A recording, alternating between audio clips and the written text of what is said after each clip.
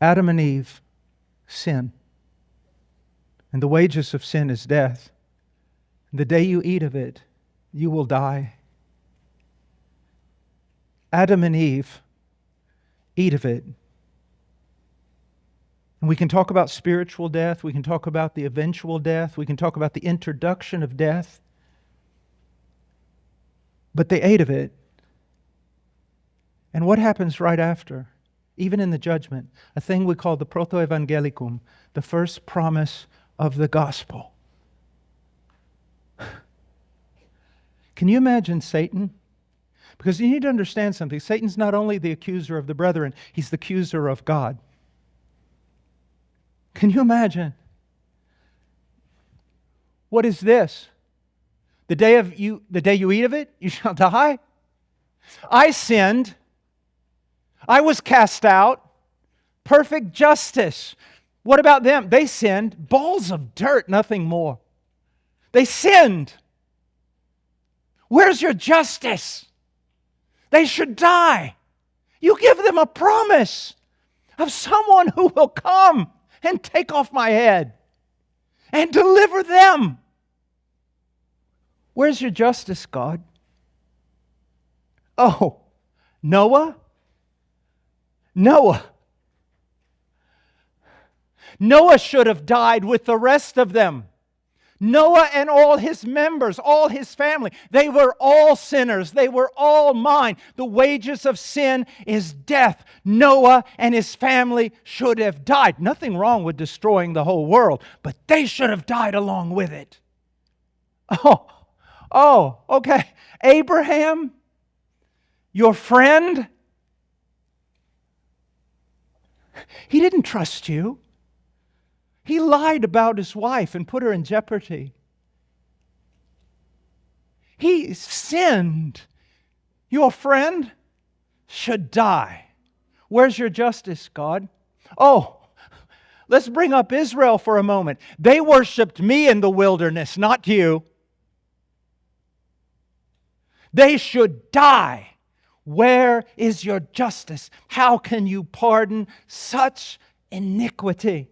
Oh, David, you want to talk about David? A man after your own heart. Your son, David? He's an adulterer and a murderer by proxy, full of pride. Where's your justice? How can you pardon all of these? And the accusation goes on and on and on and on and on. Until one day, he's called front and center. Satan, do you want to know how I can give a promise of salvation to the fallen parents of a fallen race? Do you want to know how I can save Noah from the flood? Do you want to know how I can call Abraham my friend, Israel my people, and David my son? Look now to Jerusalem. Look to Jerusalem, where my son hangs on a tree, bearing the sin of all of them. That's what Paul's saying here. Look what he says. Whom God displayed publicly, verse 25. The British would say God placarded him. I don't know if you've ever been to the Smoky Mountains, but there are so many placards, so many signs, you can't see the mountains behind them. God had His Son hang on a tree in the religious center of the entire universe for all to see. He displayed Him publicly. Why? Paul will go on to tell us. First of all, He displayed Him as a propitiation. What is a propitiation? It is a sacrifice that satisfies the demands of justice and appeases wrath. Justice looks at the sinner and says, guilty, guilty, guilty. Destined for wrath, destined for wrath, destined for wrath.